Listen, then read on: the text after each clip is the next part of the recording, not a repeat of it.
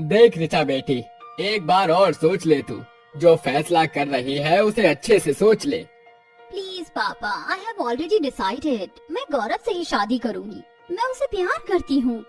मगर ऋचा, हमारे और उसके स्टेटस में जमीन आसमान का फासला है।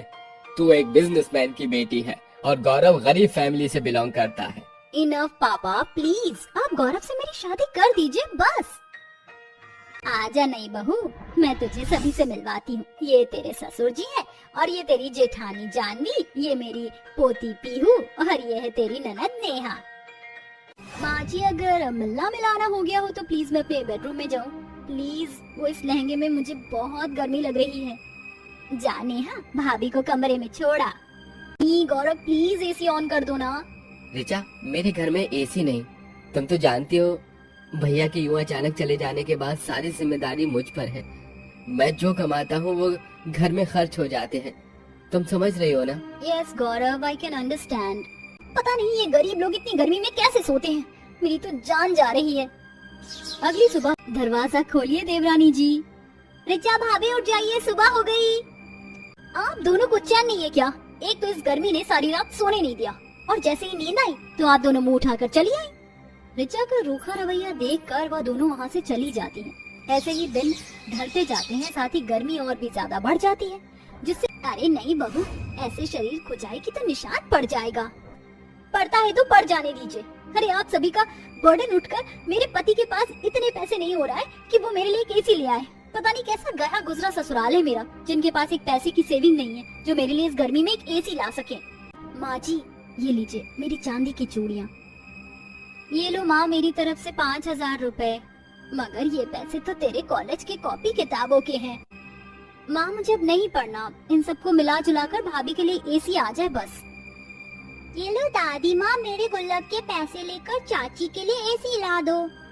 नन्ही सी पीहू का त्याग देखकर ऋचा खुद को रोक नहीं पाती और रोते हुए अंदर आकर सभी से माफी मांगती है।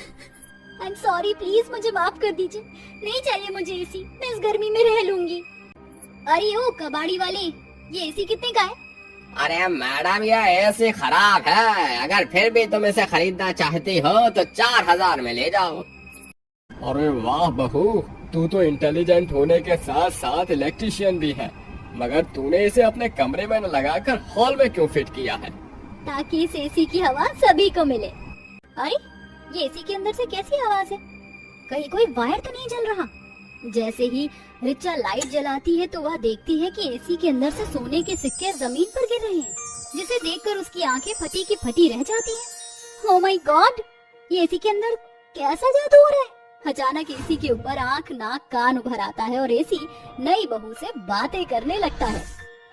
घबराओ मत ऋचा, मैं एक जादुई एसी हूँ जिसे मेरे मालिक ने टूट जाने पर भंगार में फेंक दिया। वो भंगार वाला मेरे प्लास्टिक को पिघला ही देता, मगर तुमने मुझे खरीद कर मुझे बनाया, इसलिए अब मेरी बारी है कि मैं तुम्हारी गर्मियों को अपने जादू से भर दूं। बाबूजी ये लीजिए। अरे ये क्या है बहू? ये मेरा मंगलसूत्र है जिसका अब मेरे पास कोई काम नहीं। इसे बेचकर सूदखोर का कर्ज चुका दीजिए। ये लीजिए ससुर जी, आपको जितने सोने के सिक्कों की जरूरत हो ले लीजिए। जेठानी जी, आपको अपना मंगलसूत्र बेचने की जरूरत नहीं। मगर बहू, इतने सारे सोने के सिक्के आए कहाँ से? जादुई एसी से माँ जी। माँ देखो ना, मेरी सारी फ्रॉक फट गई है, मुझे नए कपड़े खरीद दो ना। पीहू ऐसे जिद नहीं करते, तुम्हारे चाचू पहले ही परेशान है, जो है वही पहनो। जागो मेरे जादुई एसी। अचानक जादुई एसी के चारों तरफ एक सुनहरी चमक उमड़ने घुमड़ने लगती है और एसी बोलता है, कहो बहू रानी, क्या खिदमत करूं? मैं अपने ससुराल वालों को सरप्राइज देना चाहती हूँ। मुझे उनके लिए शॉपिंग करनी है, मुझे सोने के सिक्के दे दो। ओहो बहू रानी, जब बिग बाजार घर में ही बैठा है तो बाहर क्यों जाना? इसके बाद एसी नई बहू के गरीब ससुराल वालों के लिए गर्मियों के सुंदर सुंदर कॉटन के कपड़े निकालने लगता है। शुक्रिया जादुई एसी, तुमने सच में ससुराल में मेरी पहली गर्मी के मौसम को अपने जादू से भर दिया। उसके बाद ऋचा अपने सास ससुर सभी को वह कपड़े देती है।